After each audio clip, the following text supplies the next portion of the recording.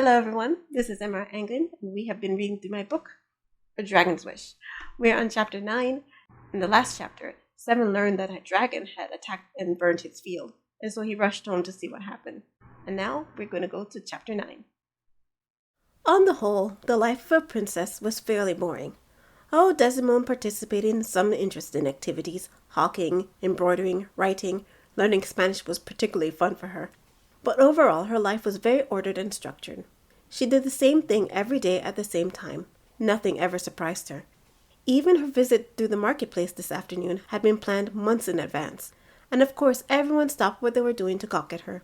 So when she met someone new or had an interesting encounter, she made a point not to forget it, which is why she was certain she had met that peasant somewhere before. But where? The topic flooded her mind as she rode through the inner passage and into the castle courtyard. There, a field of grass separated the inner gate from the castle steps. The castle's stone walls towered into the air.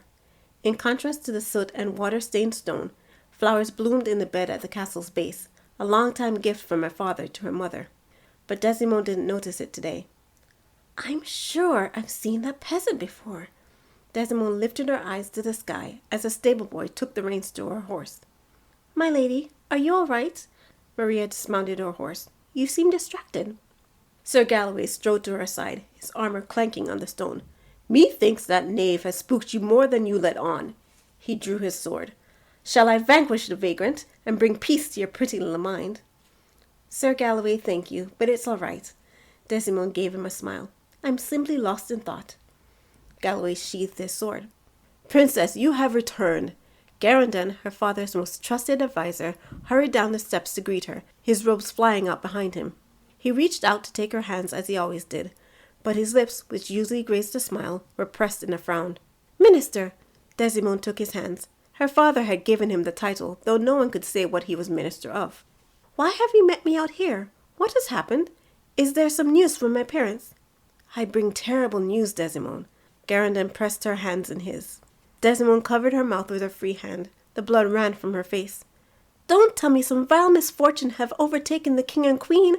Maria pressed her hands to her cheeks, as she always did when expecting a tragic story. "What? No, forgive me, your highness." Garandon lowered his head. "The news isn't about your parents." "What a relief!" Maria took to fanning herself. Desimone shook her head. Such a dramatic girl. "What news then, minister?" "I have received a report about the dragon Sir Galloway discovered when he arrived. It edges closer to the city every day. This morning it attacked some sheep and set a farmer's field on fire." "How awful!" Maria pressed her hands to her cheeks again. "That is terrible." Desimone clapped her hands together. "What do you propose we do?" "It's only a bunch of sheep and grain." Sir Galloway waved his gauntleted hand. "Nothing for you to worry about, princess." "How can you say such things, Sir Galloway?" Desimone frowned at him. "I understand Lauphah is not your home, but we are speaking of my people's livelihood. I take their misfortune seriously." Galloway straightened. Of course. My apologies, my lady." He cleared his throat. "I only meant, dragons are nothing but dumb beasts. I don't want you to presume it poses a risk to your kingdom. Very likely it will stay far away from the city, as long as its food is abundant in the mountains where it resides.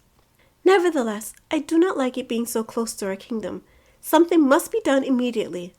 Desimone turned her attention to Garandon. "Do you have a recommendation, minister?" "Fear not, your highness." Garandon gave Sir Galloway a sidelong look.